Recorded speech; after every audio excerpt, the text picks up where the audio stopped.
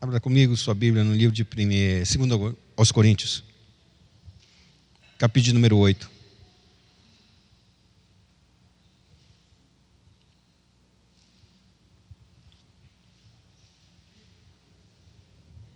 Segundo livro de Coríntios, capítulo número 8.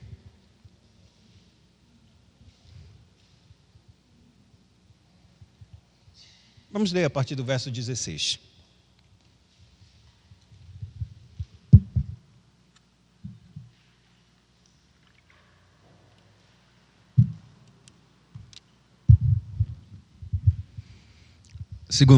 Segunda Epístola aos Coríntios, capítulo número 8, a partir do verso de número 16.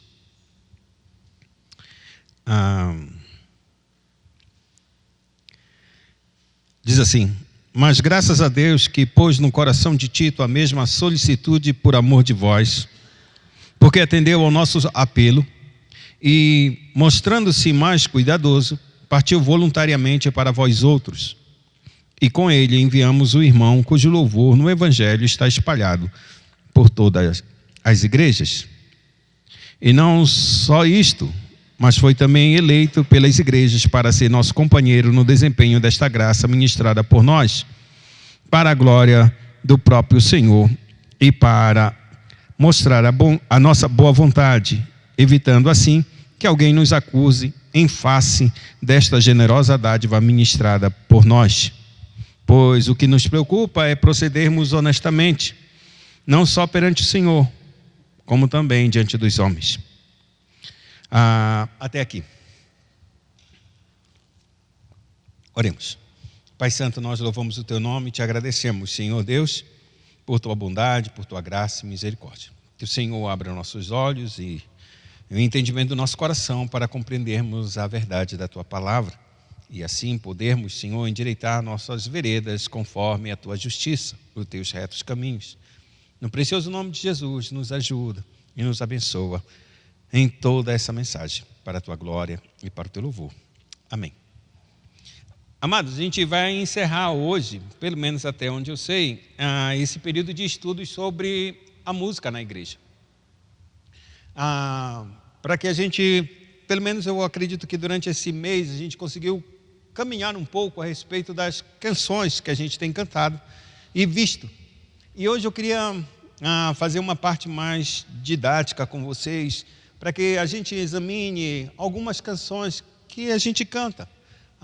Algumas são boas, outras nem tanto. E a ideia é clara da gente poder caminhar diante do Senhor. Eu usei esse texto aqui para a gente poder ouvir, ou melhor dizendo, ler, e então interpretar esse texto à luz das Escrituras Sagradas, ou seja, o que realmente a igreja entende sobre esse texto. Dessa vez eu não vou interpretar esse texto, pelo menos não a princípio. Eu vou pedir que a igreja interprete o que ela está lendo, tá bom? E então depois a gente parte para as canções.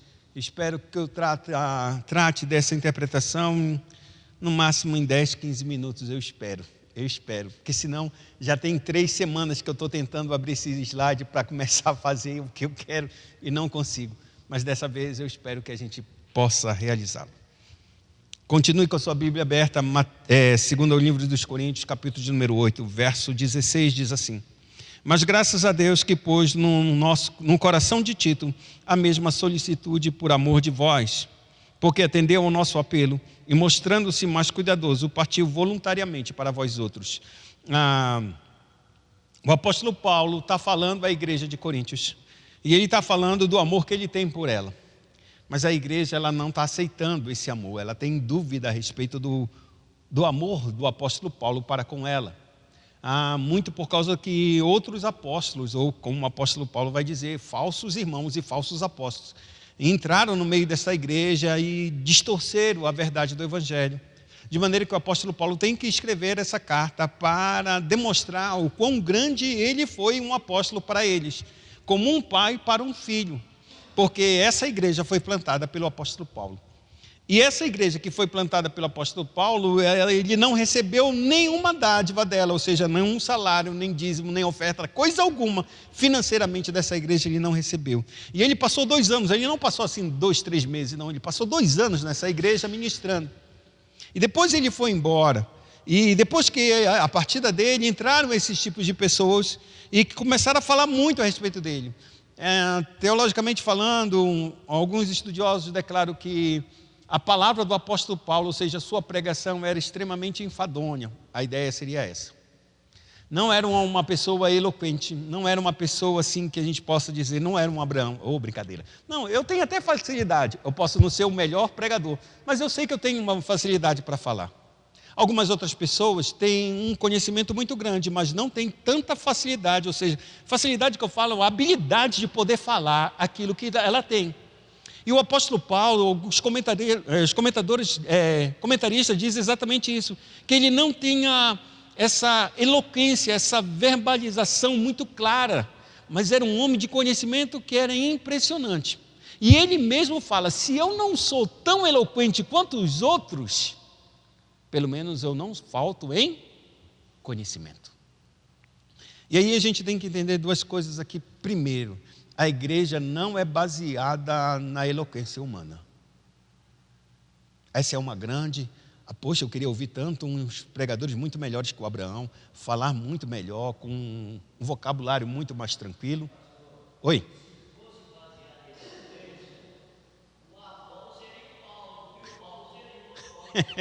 Exatamente. Exatamente. Exato. E nessa carta mesmo, ou melhor dizendo, na primeira epístola que ele escreve, eu não cheguei com vocês com sabedoria humana, com eloquência, com retórica, mas em poder, em operação e no Espírito.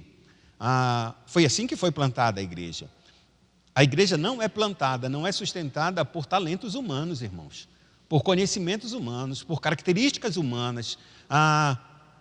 Tudo isso não significa dizer que Deus diz, jogue fora, não. Todos os nossos talentos, todas as nossas qualificações, todas as nossas personalidades, elas são produtos, são instrumentos de Deus para a edificação da igreja, mas elas não são em si a edificação da igreja.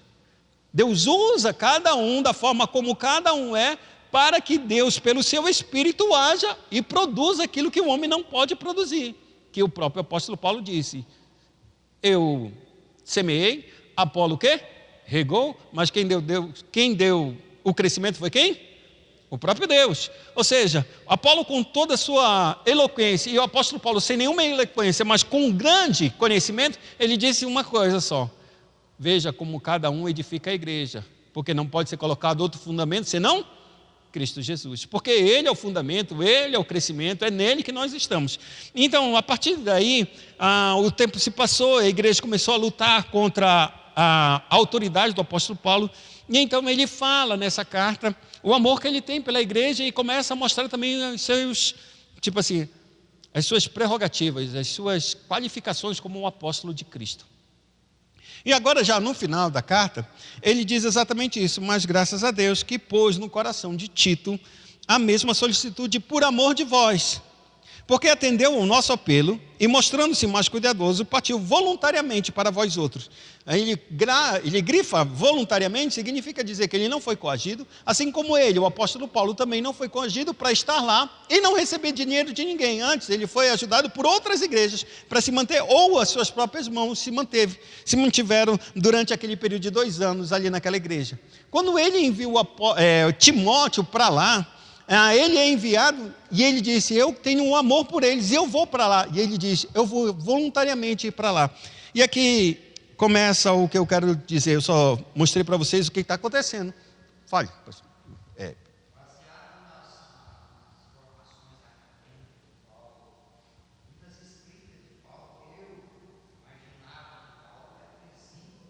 Ixi, tudo mais longe disso. Por isso que o menino dormiu na hora da pregação dele. Puh. Não sou só eu que faço vocês dormirem não, irmão. Também tem o apóstolo Paulo. Mas a verdade é que os grandes pregadores era Pedro, e tanto é que ele menciona, Pedro é um excelente pregador, é um excelente orador. Mas eu em nada devo eles por causa do conhecimento que Deus me deu. Tirando isso, aí está. Aí a Bíblia declara que ele envia Tito. Só que ele não vai enviar Tito sozinho. E aí ele diz assim, e aqui eu queria que a igreja pudesse dizer o que é que ela entende sobre isso. Vou repetir. Mas graças a Deus que pôs no coração de Tito a mesma solicitude por amor de vós. Porque atendeu ao nosso apelo e mostrando-se mais cuidadoso, partiu voluntariamente para vós outros. E com ele enviamos, ou seja, o apóstolo Paulo, o irmão, cujo louvor no evangelho está espalhado por todas as igrejas. O que o apóstolo está dizendo aí? Rosana, o apóstolo Paulo enviou Tito e mais um irmão, cujo louvor no evangelho está espalhado por todas as igrejas. O que ele está falando daqui? Vamos lá, Rosana?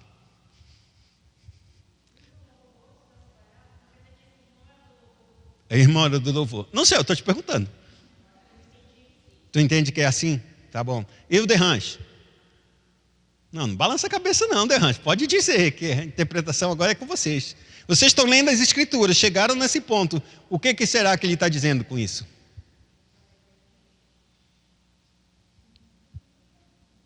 Irmão Jorge? Não, o senhor está lendo essa parte da escritura. Leia de novo, versos 16, 17 e 18. Pega o 18 aí. Pega o verso 18, capítulo 8. Não falei para vocês não fecharem a Bíblia. Pode pegar a Bíblia. Está sem a Bíblia aí, irmão? 2 Coríntios, capítulo de número 8. Bora, Alessandro. Está com a Bíblia aberta? Pode abrir aí. 2 8, 16, 17 e 18. Pode ler aí. 16, 17 e 18. E aí me explica esse verso 18. Porque eu expliquei somente 16 e 17.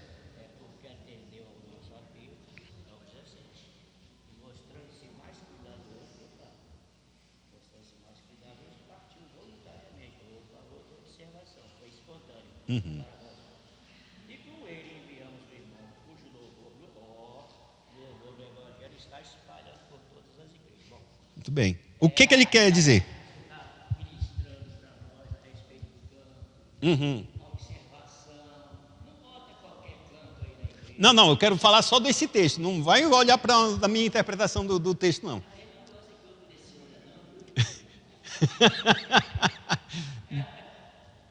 Como é seu nome mesmo, o Neto? Jorge, é verdade, tem que lembrar. Jorge, me explica esse texto aí. Verso 18, o que ele está querendo dizer? Quem é esse irmão?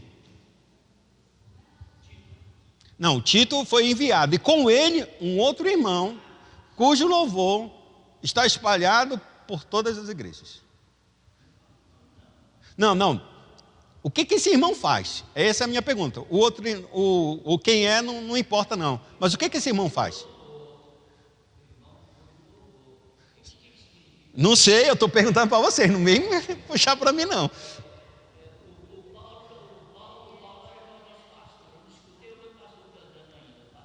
É.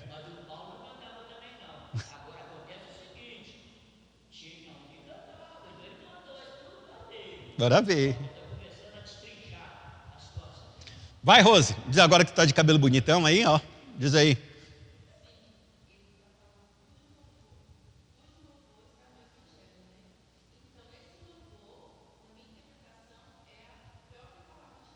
A própria palavra de Deus. Presta atenção. Ele está dizendo que ele enviou um irmão, outro irmão. Tem Tito, é tipo assim, ó, vou enviar o Augusto. Não. O Gustavo, eu estou perguntando, não sei. É um cantor? O que é que tu acha, Licide? Eu acho que é alguém que tem uma disposição muito grande de coração para pegar aquilo que Paulo tinha transmitido àquela igreja e repassar nas igrejas por onde ele estava, através da música ou, quem sabe, fora da música. Mas tinha uma disposição de apresentar, não um discurso eloquente, mas apresentar o verdadeiro evangelho. Eu acho que o que Paulo está mencionando aqui é exatamente essa pessoa disposta, que tem um certo cuidado com a essência do evangelho. Mas em que sentido? Pregando ou cantando? Pelo que eu entendi, no sentido de cantar e de pregar. No sentido de cantar e pregar. E tu, Rose? É nisso. Auxiliar Tito nessa. Auxiliar Tito para quê? Cantando? Cantando. Seria uma dupla. Não, uma dupla, pô. Não é dois. Não é uma dupla. Um canta, outro prega. Vamos lá, o presbítero também aqui, Douglas. O que é que tu acha? Não, pode ter, eu sei.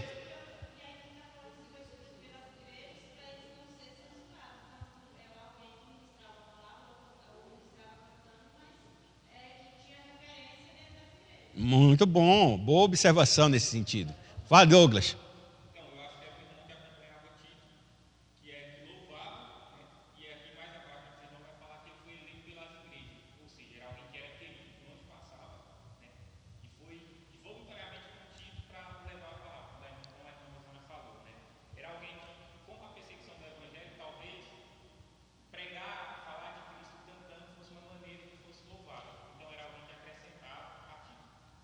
Mas aí a ideia é um cantor?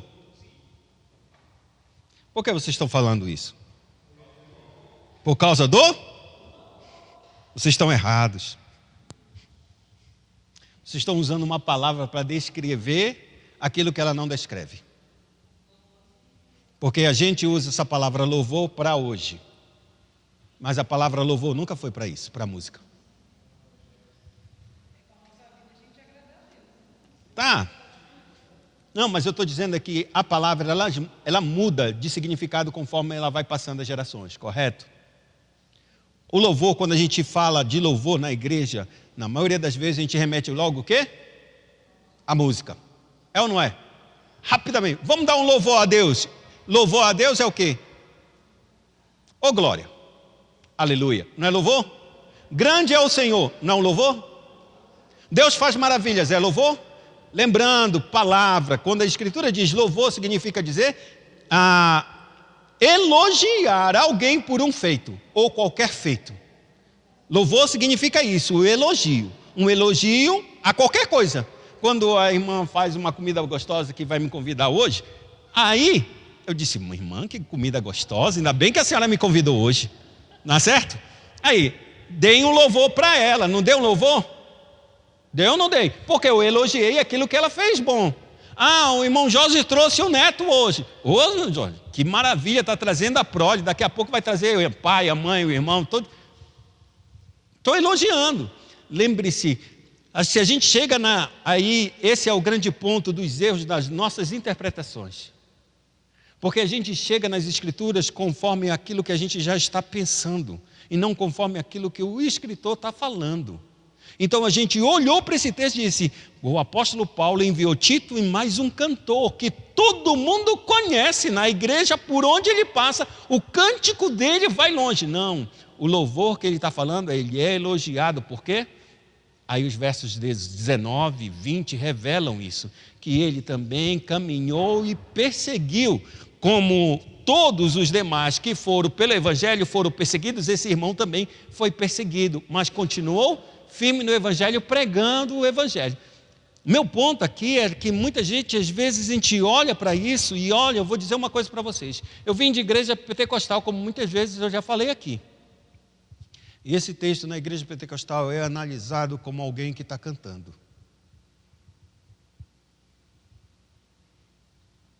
É alguém que saiu para cantar. Não. É alguém que saiu para pregar o evangelho. E que sofreu pelo evangelho. E que é o evangelho que ele saiu pregando, o evangelho verdadeiro. Que é isso que o apóstolo Paulo está declarando aqui. Tito anda nas minhas pisadas. Esse irmão que eu enviei, Tito, é o que ele se falou.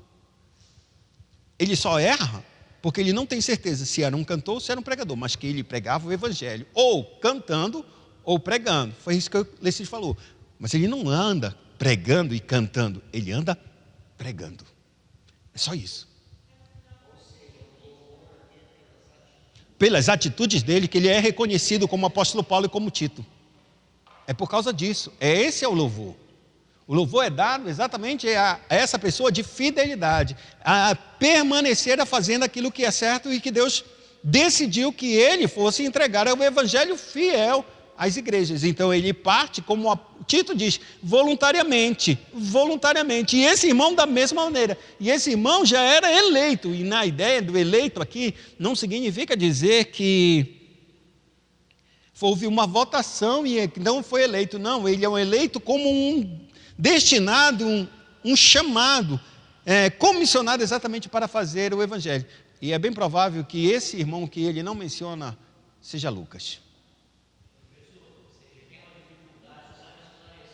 Vai, se eu puder, né? Vai que eu confunda mais.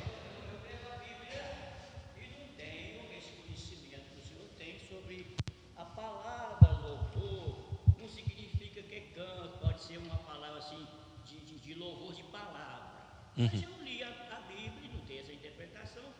Tem algum pecado eu achar que a pessoa que foi enviada era cantor? É dessa eu quero entender isso também. Aí que...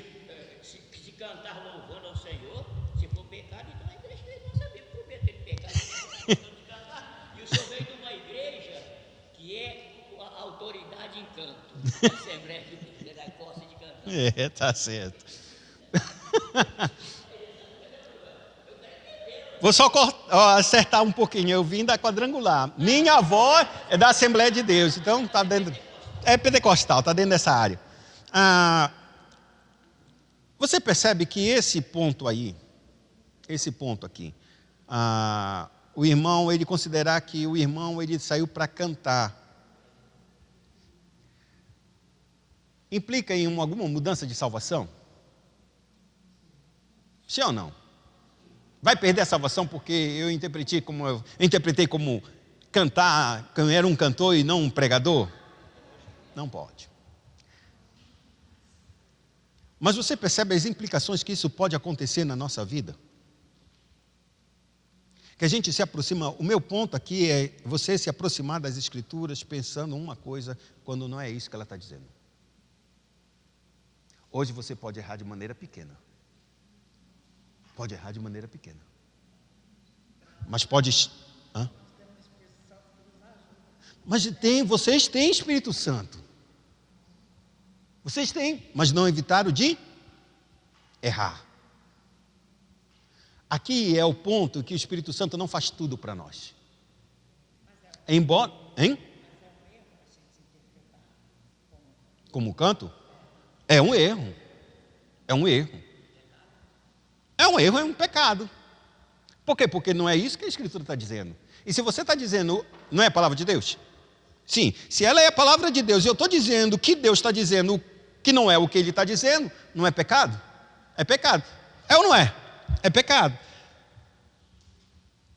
Como é que Deus... Quando eu falo que o Espírito Santo não é tudo, significa dizer que Ele não é tudo para mim e para você no sentido de interpretação completa. Mas Ele é tudo na igreja, no sentido que Ele colocou gente na igreja para interpretar e nos ajudar nesse processo. Ele não deixou para a gente ser cristão sozinhos. Esse é o ponto. Esse é o ponto. Por isso Ele colocou um ministério, 5 ministérios ou 4 ministérios nos dias de hoje. Apóstolos, profetas, evangelistas, pastores e mestres. Para o quê? Para que a igreja fosse edificada. Deus, pelo seu Espírito, Ele ministra esses 5 ministérios, ou 4 ministérios nos dias de hoje, porque apóstolos não existem mais. Os apóstolos só foram aqueles da igreja primitiva, que colocaram a fundação dos apóstolos. Se a gente usar a palavra apóstolo nos dias de hoje para qualquer outro ser humano, a gente pode aceitar? Pode aceitar, no sentido de que apóstolo é a palavra enviado. Então, como enviado, todo mundo é apóstolo. Mas como apóstolo de comissionado de Cristo, ninguém mais, não existe mais esse ministério. Ou, se existe, é o ministério das Sagradas Escrituras, onde a gente lê, porque é a doutrina dos apóstolos. Deu para entender? Então sobra-se apenas 4 ministérios: profeta, evangelista, pastores, e esse pastor mestre é junto, na maioria das vezes que fez uma fusão entre esses dois, mas podem ser separados.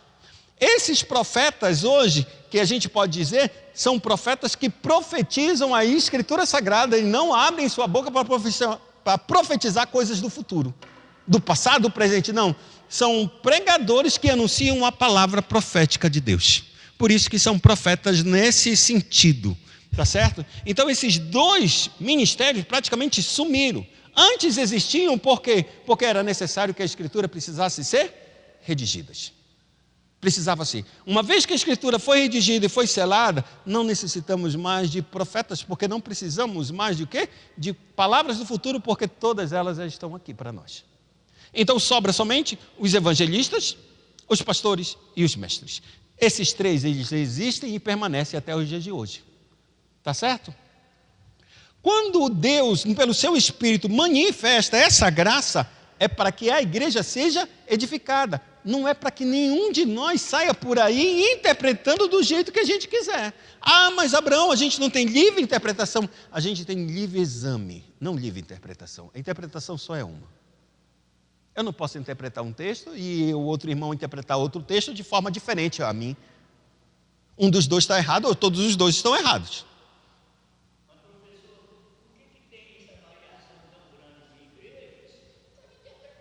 Por causa de interpretação. Tem esse problema. Mas qual é a grande problema? Qual é o grande motivo de tantas interpretações? Vocês sabem qual é? Porque eu tenho uma interpretação, aí o irmão Jair tem outra interpretação. Vamos supor que eu esteja errado e o irmão Jair esteja certo. Como é que a gente vai resolver isso?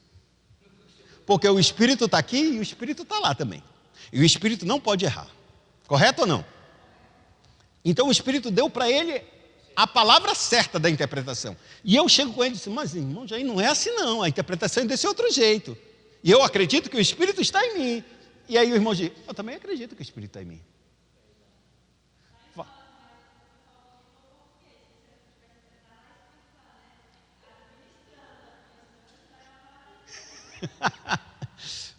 Sabe como é que a gente resolve isso? Com humildade, irmãos. Mas porque eu quero... Exatamente. Pela minha soberba, pelo meu orgulho, eu não aceito perder. Seja eu pastor ou seja eu apenas um membro. O orgulho faz com que eu rejeite a interpretação dele. E no máximo eu ainda tento fazer o quê? Humilhar ele para descredenciar e aí fazer ele ter dúvida a respeito da própria crença dele. Esse é um mal nosso, irmãos. O orgulho faz com que a gente destrua a interpretação das Escrituras. E é por isso que se levanta a igreja. Por que uma igreja se divide e forma outra igreja? Por causa de orgulho, vaidades. Você acha que no período da reforma Lutero queria dividir a igreja? Ele só queria reformar. Mas a igreja bateu o pé. Pá! Não, você está errado, você vai sair daqui, vai ser excomungado. Lutero, Calvino e tantos outros que saíram foram por quê? Porque bateram o pé e disseram, não está errado.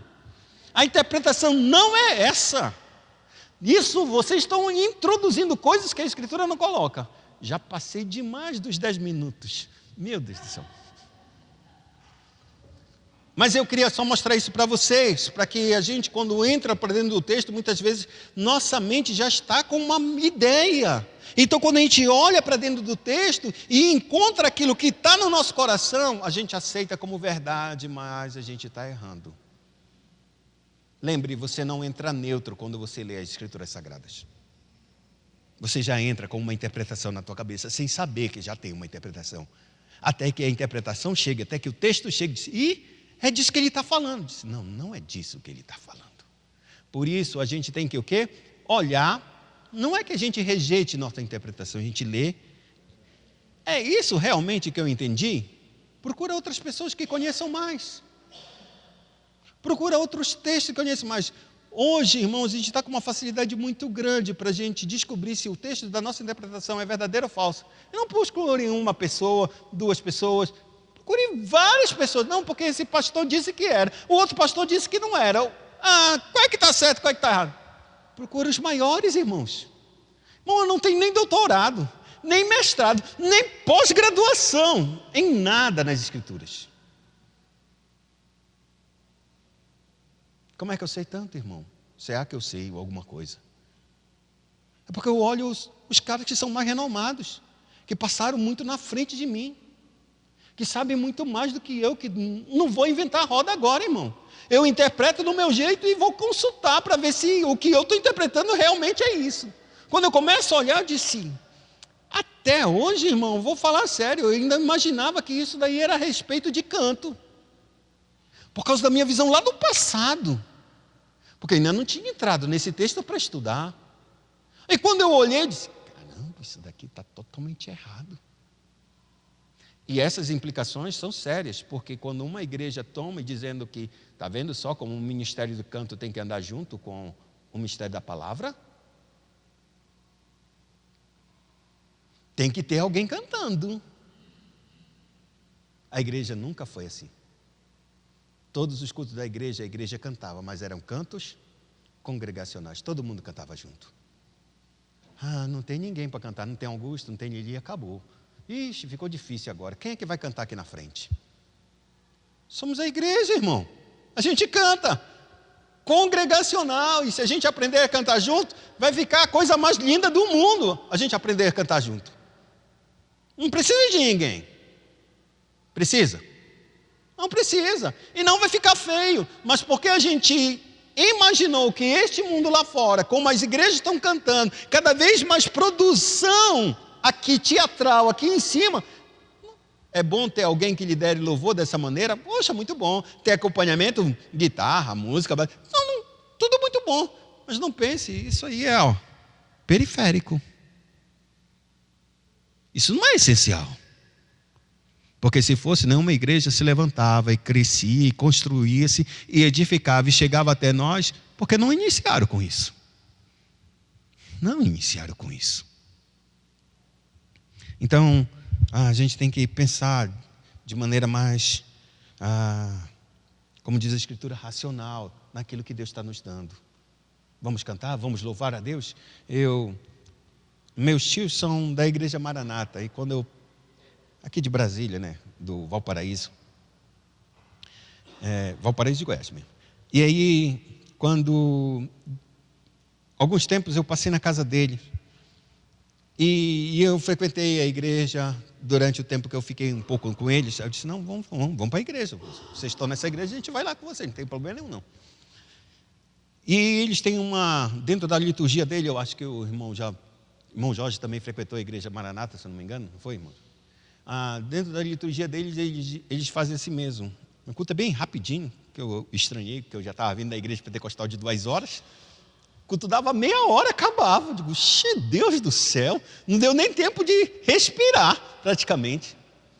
O dela era maior ainda, era 45 minutos, cravado, 45 minutos, cravado. Mas na sede, estou só abrindo parênteses para vocês mostrarem, e dava meia hora mesmo. Tá. E a minha tia amava, que era meia hora. Não quero nada de muito grande, não. Cada um com seu cada qual, deixa isso para lá. Hein? Tem isso também. Mas vamos lá. Aí o que acontece? Dentro da liturgia dessa igreja, eles falavam uma coisa assim: alguém com uma palavra de louvor. Assim ou não é? E sabe o que é uma palavra de louvor? Era alguém que ia se levantar e ia cantar? Não, era uma oração administrada ao Senhor em louvor ao seu nome, pelo algum ato que ele fez. Era isso. 2 pessoas com uma palavra de louvor aqui ao Senhor. Aí era como a gente diz, quem pode orar, como Lecide diz assim, quem quer fazer essa oração pelas crianças? Voluntariamente, quem quer fazer essa oração possível? A pessoa se levantava, mas com o intuito apenas de quê? De louvar a Deus. Louvar no sentido do quê? De dar a Ele o louvor por algum ato, seja salvação, seja uma bênção, seja o que for, algum ato que Deus realizou no passado, no presente, nas Escrituras, na sua vida, na igreja, e dê ao Senhor abertamente, audivelmente, para toda a igreja ouvir. Uma palavra de louvor. Quando a igreja ouve uma palavra de louvor, significava dizer exatamente que era o quê? Uma oração que essa pessoa ia fazer em honra ao Senhor, para os seus grandes feitos. E se a gente ouve, alguém talvez dissesse, e quem é que vai cantar agora? Por causa da nossa forma de pensar louvor, a palavra. Por isso, eu só queria usar esse texto não para canção, porque eu sabia que ia acontecer isso, mas para que a gente pudesse olhar com mais cuidado, porque foi isso que o apóstolo disse a respeito de Tito. a mesma solicitude por amor de vós, porque atendeu o nosso apelo, e mostrando-se mais cuidadoso, partiu voluntariamente para vós outros. Ou seja, a gente tem que ter cuidado quando se aproxima das Escrituras. A gente pode amar, pode reverenciá-la, só não pode adorá-la. Mas a gente tem que também ter cuidado, porque ela é a verdade. Ela é a palavra de Deus. E se ela é a palavra de Deus, Deus tem uma intenção muito clara para nos falar. E se a gente está dizendo que o que Deus não disse, a gente está pecando. Por isso é importante a gente não andar sozinhos, irmãos. A igreja é um corpo. Andar sozinho, interpretar sozinho, vai cair em erros. Alguns mais simples, outros mais terríveis. Como se diz, as Escrituras, a Bíblia Sagrada, é a mãe de todas as heresias. Não pense que uma heresia ou um ensino errado é produzido da minha própria cabeça ou da cabeça de qualquer outro louco. Não, ele tira das Escrituras a interpretação errada e ensina essa heresia. Veio de onde? Das Escrituras. Mas foi a Escritura que disse isso? Não, ele interpretou desse jeito e disseminou esse jeito. Tá bom? Nesse sentido, Olívia, me ajuda aqui nesse negócio. Eu queria ver com vocês algumas coisas que são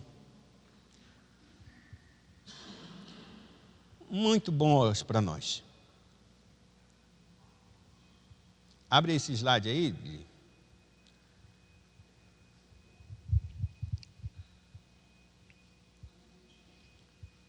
Slide do análise de cântico.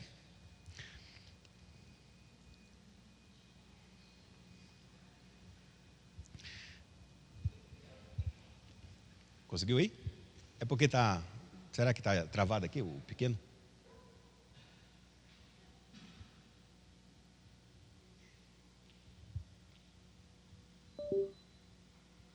Desligou? Jacques Ellul, em 1984, ele era um teólogo, um francês, e ele analisou esse conceito que há na igreja a respeito da perda, do esfacelamento da palavra de Deus, do esvaziamento da palavra de Deus dentro dos cultos. Isso em 1984. Então ele, preocupado a respeito dessa desvalorização da palavra na igreja cristã contemporânea, ele diz algo que eu repeti. Ele tem umas ideias meio estranhas, bem difíceis, que a gente pode dizer, mas embora nesse ponto ele acerte precisamente. A palavra é, portanto, essencial. A proclamação que supõe uma hermenêutica, ou seja, uma interpretação, é ato de palavra, com uma historiosidade de transmissão e uma atividade de interpretação. O que ele está querendo dizer? Que esse ato que a gente tem, a palavra, ela é essencial para tudo na vida da igreja. E ela não é somente uma proclamação, a própria proclamação supõe que essa palavra tem que ser verdadeira. E essa proclamação ser verdadeira, ela passa por uma hermenêutica, ou seja, por uma linha de interpretação. E essa linha de interpretação tem que ser correta. Por quê? E aí ele diz assim mais, só esse ato da própria palavra, porque quando tu envias essa palavra, por isso ele diz, ela tem uma palavra, ela é histórica, e ao mesmo tempo é uma palavra de atividade de interpretação. Lembre, quando eu usei essa palavra louvor aqui nesse texto, é uma palavra histórica. Uma palavra histórica significa dizer que a gente não pode analisar o termo...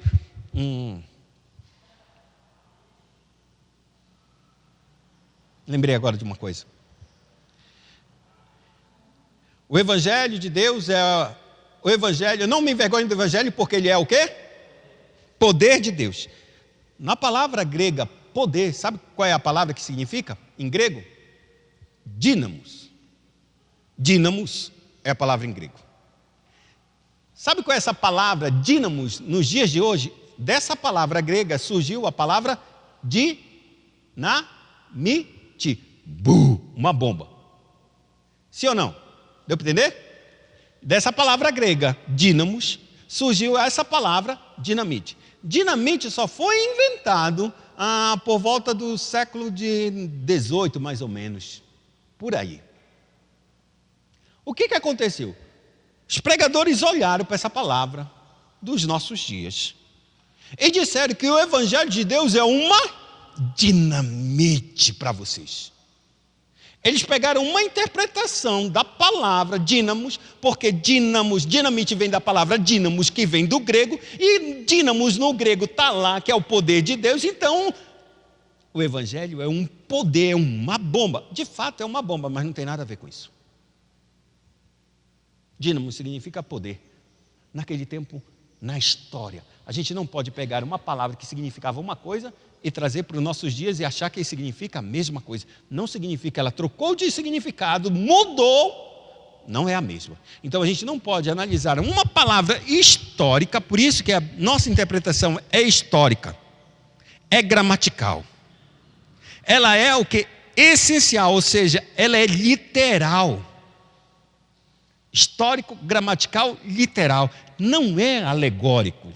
Ela não está fora da história. A gente tem que olhar o que ela significou naquele tempo, naqueles dias. Porque ele não está escrevendo o apóstolo Paulo para um homem do século 21, irmãos.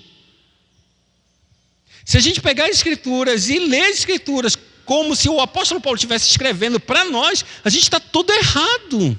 A gente vai interpretar de maneira muito errada. É por isso que a gente tem que voltar e olhar. O que será que ele está falando realmente a respeito disso? Significa dizer que a palavra de Deus é só para aquele período? Não. Mas é quando a gente interpreta a palavra conforme eles entenderam naquele período, a gente extrai os princípios corretos, e os princípios das Escrituras são o quê? Eternos. Aí sim dá para a gente saber o que a gente pode proceder e aplicar na nossa vida corretamente, por causa dos princípios. Mas se a gente tira os princípios e interpreta de maneira errada, nos dias de hoje, a gente está fazendo uma extrapolação, a gente está saindo de um lugar para outro, que o apóstolo Paulo nem tinha carro, não tinha energia elétrica, não tinha nada dessas coisas, e a gente está achando que ele está escrevendo para um homem dos nossos dias, e não é isso. Por isso é o nosso cuidado em a gente se aproximar das Escrituras, interpretá-la, entendê-la. Eu acho que é isso que Deus está dizendo. Beleza. Vou confirmar com o meu marido, com o meu irmão, vou confirmar com os irmãos da igreja, vou confirmar com o meu pastor, para que exatamente a gente tenha certeza daquilo que a gente está interpretando. E aí eu vou confirmar com os melhores ainda. Vamos olhar uma Bíblia de estudo. Sites hoje é o que tem demais, irmãos. Vamos lá para esse texto. E ver. Passa aí. Essa é a música do David Keelan. Uma música que muita gente cantou. Lembra dessa? Cantei demais. Pula. Mas é isso. O tempo de cantar chegou. O tempo de dançar chegou. E ele vem, saltando pelos montes. Os seus cabelos são brancos como a neve. E nos seus olhos, há fogo. Incendeia, Senhor, a sua noiva. Incendeia, Senhor, a sua igreja. Incendeia, Senhor, a sua casa. Vem me incendiar. Temas que essa música está sendo colocada para que a igreja ouça, cante. O que está cantando? Quem conhece essa música, levante a mão aí. Quem já cantou muito essa música? Quem já dançou muito essa música? Acho que só eu.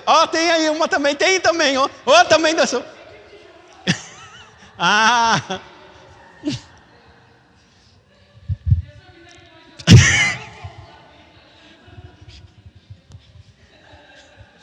Eu estou livre e liberto porque eu era da Pentecostal, então, mentira, a gente não está livre desse negócio.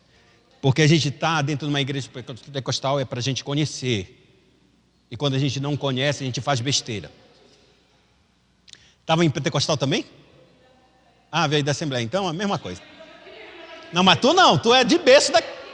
Foi aqui mesmo. Está vendo só onde estão os erros?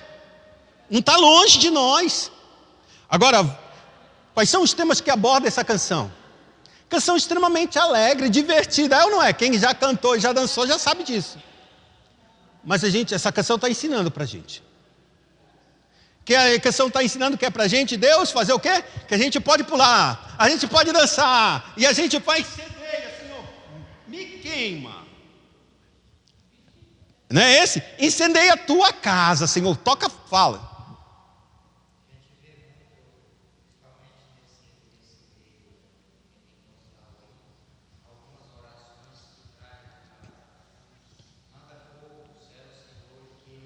Queima. Temas, Cristologia, ele aborda, Cristologia significa o estudo sobre Cristo, ele está abordando Cristo aqui. Eclesiologia, ele está abordando sobre o estudo sobre a igreja, como a igreja caminha aqui. E ele aborda um terceiro tema aqui, comunhão com Deus. Muito bem, mas aí a gente pode analisar e começar a perguntar exatamente, mas o que significa essa música? E aí a gente vai ter que começar a olhar exatamente a respeito disso, para que a gente entenda. Em tese, o que essa música vai dizer? A letra faz uma alusão o quê? É uma coisa que a gente percebe que tem alguma coisa nas escrituras sobre ela. E o que ele faz? Uma alusão à aproximação e contato com Deus. Utilizando metáforas. Saltando pelos montes, nos seus olhos há fogo e me incendeia. Para expressar o desejo de comunhão com Deus. A figura utilizada é do fogo. O autor clama a Deus que incendeia a noiva, a igreja e a casa dele. E a ele próprio. E aí que a gente começa a dizer assim mesmo. Se você olha para essa letra, simples e básico, o tempo de cantar chegou, o tempo de dançar chegou. Da onde ele tira isso?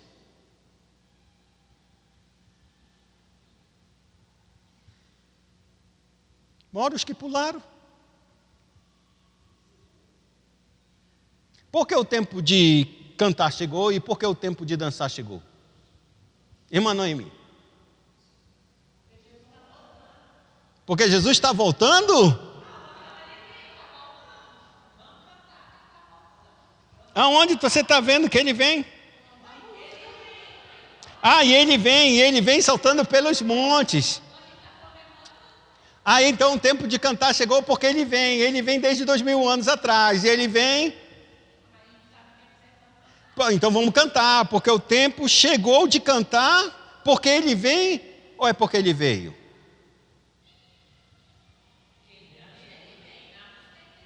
Ele está vindo, mas por que então, se ele está vindo, por que eu estou cantando?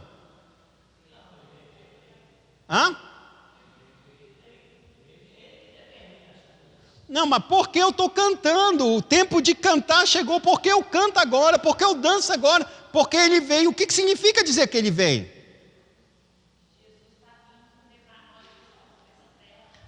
Mas esse é o ponto. Você está comemorando o quê? Mas ele não veio. Mas ele não veio. Você não pode comemorar, ele não veio. Tipo assim, começa o casamento sem que a noiva chegue? O noivo está cantando enquanto a noiva não chegou? Está desesperado, vai que ela não apareça. Então não tem festa, não dá para cantar. A pergunta é, ele vai vir, ele está falando, mas por que eu canto se ele vem? Ele não veio, ele está vindo. Por que eu tenho que cantar? Não. Lembra, se ele vai vir, por que ele vai vir? Ele vai vir a primeira vez? Então o que é que ele fez a primeira? Ele perdoou nossos pecados. Então por isso eu posso cantar. Aí é o ponto. Ele está voltando para nos pegar, é verdade. Mas eu só canto agora não porque ele está voltando, é porque ele já veio. E a minha certeza é que ele vai voltar. Eu canto porque os pecados meus foram perdoados. Tá. Aí a gente está interpretando essa música. Aí olha só o que ele diz. Os seus cabelos são brancos como a neve. Aonde fala sobre isso? Alguém sabe? Apocalipse. Ele faz uma alusão ao Apocalipse. Beleza. E ele diz, seus olhos são olhos como fogo. Incendeia, Senhor, a tua noiva. Incendeia, Senhor, a tua igreja. Incendeia a sua casa. Vem me incendiar. E aí acaba a música e ele só fica repetindo essa parte. O pano de fundo, como diz, é Apocalipse capítulo 1, verso 14. O tempo de cantar chegou, talvez seja uma alusão clara ao livro de Cantares, que é o tempo em que a noiva está esperando o noivo voltar, e o tempo de cantar, porque chegou a hora das rolinhas, das pombinhas, dos pássaros cantarem a respeito disso, porque o noivo estava se aproximando, amou a noiva. E aí ele traz... eu estou baseado dentro de uma monografia de um determinado autor, eu não sei quem era, eu acho que é Allen, não sei das quantas, mas de fato eu estou baseado nisso, e aí estou fazendo algumas inserções dentro da perspectiva que ele interpretou o cenário musical do Brasil nas igrejas. Ele fez uma pesquisa baseada nas igrejas batistas, mas eram reformadas, então cai na mesma situação para nós. E ele diz algo que é interessante a respeito disso. O texto é parte da descrição da visão de João, em seu início, dando apenas uma descrição simbólica da pessoa de Cristo. Portanto, na fala, nada fala sobre a relação entre Cristo e a igreja. Fala apenas de Cristo como ele é. Os seus olhos são como chamas de fogo. Beleza. E aí então ele diz assim mesmo, mas ele não trata dessa relação entre nós e a igreja. Tá. Portanto, essa relação não aparece, pelo menos no molde do autor. A figura de Cristo saltando pelos montes ao vir é estranho ao texto, porque ele está falando em Apocalipse, e agora onde está saltando pelos montes? Apocalipse não está saltando pelos montes. É um outro trecho de um outro profeta. E aí ele diz, aí ele aborda a figura do fogo. A pergunta é, aí a gente começa a pensar, tão comum hoje na nossa vida e na nossa utilização, como quem disse, foi tu, não foi que disseste? Queima. Manda fogo, Senhor, queima tudo isso. É uma linguagem que a gente está muito comum nos dias de hoje, não é verdade? Mandar fogo. Queima isso, Senhor. Queima, Jesus. É ou não é? Tão como hoje, normalmente utilizada na Bíblia, mas o fogo significa o quê?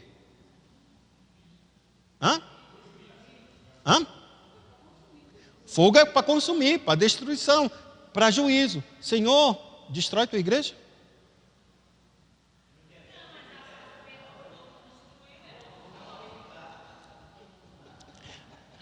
Muito bom, menino. Está lendo a Bíblia, né?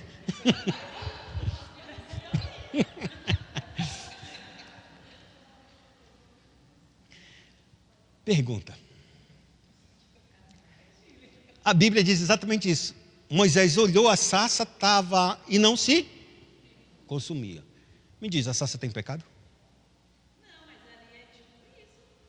Tipo isso, nada. Deus já falou, Jesus veio e perdoou nossos pecados. Nós não estamos em desespero. Escuta só. Comemorando. Que ele perdoou. Escuta uma coisa. Quando Jesus veio, antes que ele viesse, foi enviado para quem? Ele na frente dele? João Batista. João Batista, qual era o sermão dele? Vai vir um depois de mim, que é antes de mim, que eu não sou digno de desatar as correias de suas sandálias ou descalçá-lo. Esse é o que batiza com e com. Está batizando com fogo? Não, não. Mas você está cantando. Mas você cantou na igreja. E você dançou.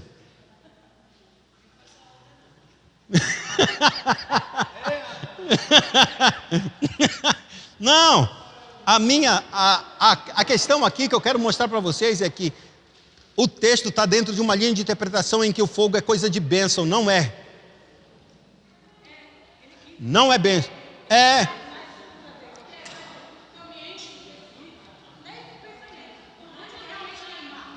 Mas esse é o ponto, porque o que Deus está dizendo, que Deus ele não batiza com fogo, irmãos. Nunca Deus vai batizar com fogo. Quando a Bíblia declara, eu vim para tocar fogo na terra, vocês acham que eu vim trazer paz? Essas são as palavras de Jesus, pouco antes da sua crucificação. Vocês acham que eu vim trazer paz à terra? Eu não, vim trazer fogo, vim trazer espada. O que ele está querendo dizer? Ele está querendo dizer que um fogo, uma espada vai dividir a igreja. E esse fogo, vocês podem se batizar com o mesmo batismo de fogo que eu falei, que eu recebi. Ele está falando para João Batista, para João e Tiago, que queriam um lugar na sua direita e outro na esquerda. Vocês podem ser batizados com o mesmo batismo que eu serei batizado? Com fogo?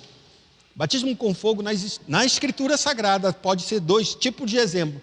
Nesse sentido, batismo com fogo não literal, uma metáfora clara, revela exatamente uma prova de fogo, como a cruz é a prova de fogo de Cristo.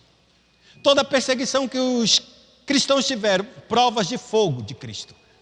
Tá, esse é o ponto. A segunda interpretação, calma lá, vou já dar para vocês antes que acabe o meu tempo. O segundo ponto é, quando Cristo ele vem como um batizador de fogo, ele está falando de o dia em que Cristo vai vir para trazer juízo sobre a humanidade.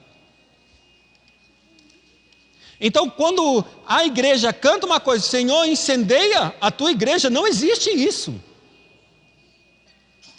Não existe isso.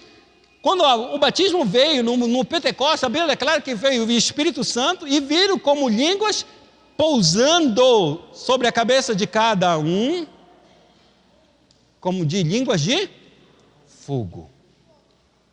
Como línguas de fogo. Era fogo?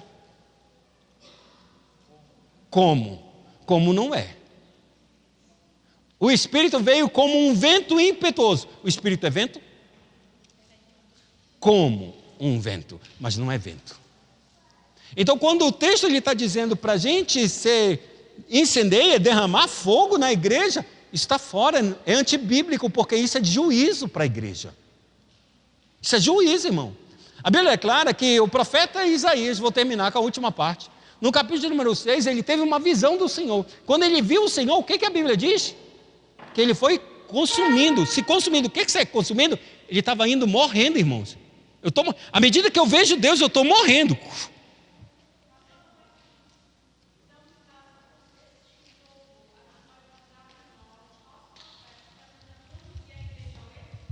Desculpa, vou ter que repetir de novo.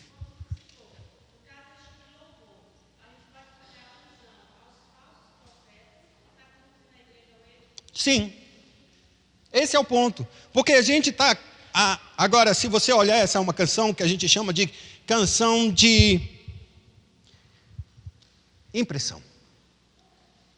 Ela não é feita para que a gente pense. Canções que são feitas para a gente pensar movimentam muito pouco o nosso corpo.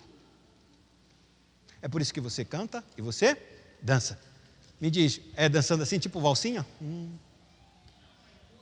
É pulando.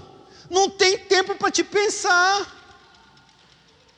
Porque são canções de impressão que bate no teu corpo e a canção fica fazendo o quê? Incendeia, Senhor, a tua noiva. Incendeia. Fica repetindo isso toda hora. Sem sentido nenhum. E vem me incendiar, vem me incendiar. A canção é feita para você não pensar. E quando você está pensando, quando você estiver fazendo isso, você está adorando a si mesmo, mas não a Deus. Você está no êxtase da própria música, mas não a Deus. Você sumiu a tua adoração para Deus, sinto muito, mas é isso. Você está imerso em tuas próprias alegrias e não na descrição maravilhosa de aquilo que Deus fez por você.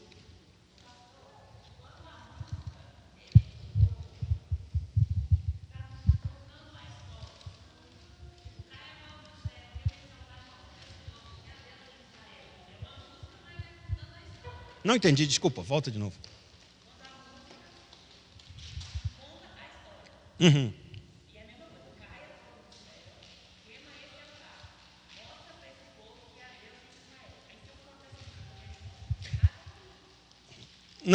Não é que esteja errado ou esteja certo. A gente vai ter que entender algumas coisas para o cântico na igreja. Não.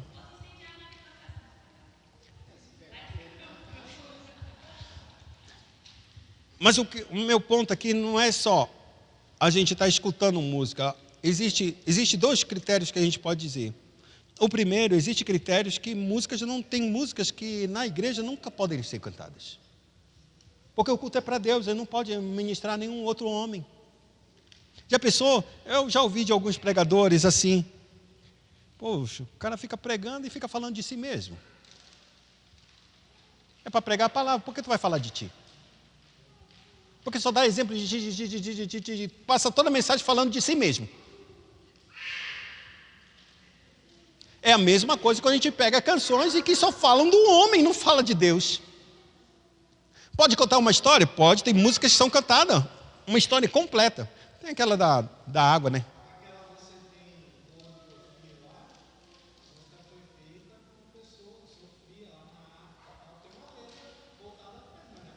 Não é para cantar na igreja.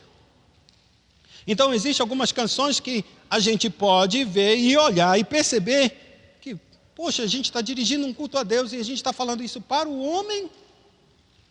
Deus não está recebendo, porque o culto é para Ele e exclusivamente dele. Quando a gente prega, prega dizendo quem Ele é e o que Ele fez. Não é o que o Abraão fez. Não é.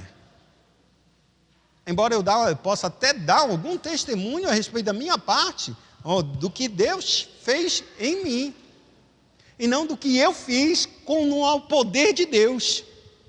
Não existe isso, irmãos. Não existe isso. Às vezes a gente ouve testemunhos em que a pessoa está falando de si mesmo, e Deus é apenas um coadjuvante naquilo que Deus operou, e foi Ele que fez tudo. Não, porque eu orei, jejuei, me humilhei e tal, e Deus foi lá e fez. Mas, irmão, tem que orar, e tem que jejuar, tem que se humilhar, tem que colocar o pé no chão, com o joelho no chão. Oxe! Quem tu está exaltando, irmão? É tua fé, tua perseverança? Ou é o Deus que faz tudo por graça e misericórdia? Hein? Tudo Deus faz por graça e misericórdia. Graça e misericórdia não é, eu sou o especial. Então, quando a gente chega dentro de uma igreja, ou dentro de um ponto que a gente começa a olhar isso começa a mostrar que a gente, a ideia do texto, portanto, ela é prudente. Pedir fogo ou incêndio, por mais que isto soe como devoção e amor, não é prudente. Não é certo. Não é verdadeiro.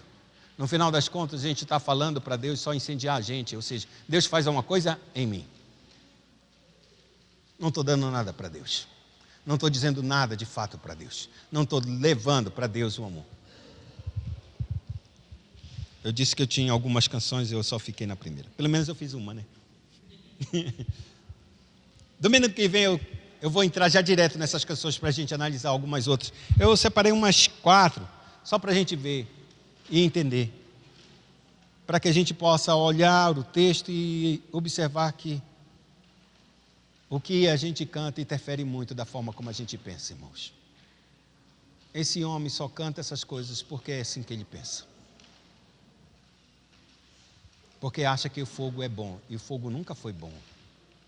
Fogo é sinal de purificação, irmãos. Fogo é enviado, como eu não terminei.